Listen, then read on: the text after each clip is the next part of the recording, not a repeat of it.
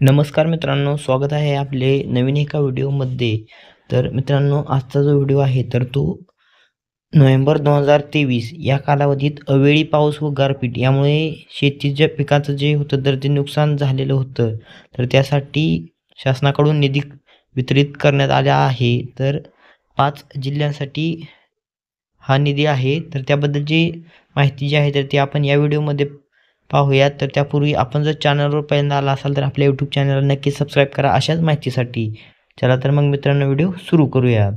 तर नोव्हेंबर 2023 या कालावधीत अवेळी पाऊस व गारपीट यामुळे झालेल्या शेती पिकांच्या नुकसानीकरिता मदत देण्यासाठी निधी वितरित करण्यास मान्यता देण्याबाबत रब्बी हंगाम 2023-24 तर हा शासन निर्णय आपण पाहू शकता। 10 जानेवारी 2024चा हा शासन निर्णय आहे। तर अतिवृष्टी, पूर, चक्रीवादळ यासारख्या नैसर्गिक आपत्तीमुळे शेती पिकांचे नुकसान झाल्यास पुढील हंगामामध्ये उपयोगी पडावे याकरिता शेतकऱ्यांना अविष्ट अनुदान स्वरूपात एका हंगामात एक वेळेस याप्रमाणे राज्य आपत्ती प्रतिसाद निधीमधून विहिरीत दराने मदत देण्यात येते।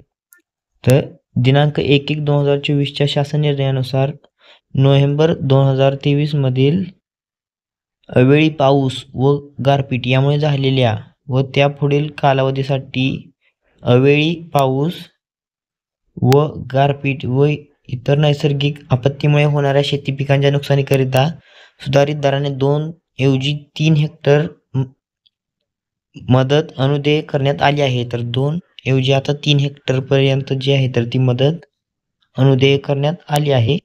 नोव्हेंबर 2023 या महिन्यात अवेळी पाऊस यामुळे झालेल्या शेती पिकांच्या नुकसानीसाठी विभागीय आयुक्त नाशिक यांच्याकडून 9/10/2024 च्या 3 स्वतंत्र पत्रान्वये निधी मागणीचा प्रस्ताव शासनास प्राप्त झाला। तर यासाठी आपण या ठिकाणी पाहू शकता रुपये ह्या जो स्क्रीनवर निधी दिसत आहे तर इतका निधी जो आहे तर तो वितरित करण्यास शासनाने मंजुरी दिली आहे। तर रुपये 144,10,66,000 इतका जो निधी आहे तर तो त्यासाठी शासनाने मान्यता दिली। आता आपण हा निधी कोणत्या जिल्ह्यांसाठी आहे तर ते पाहूया।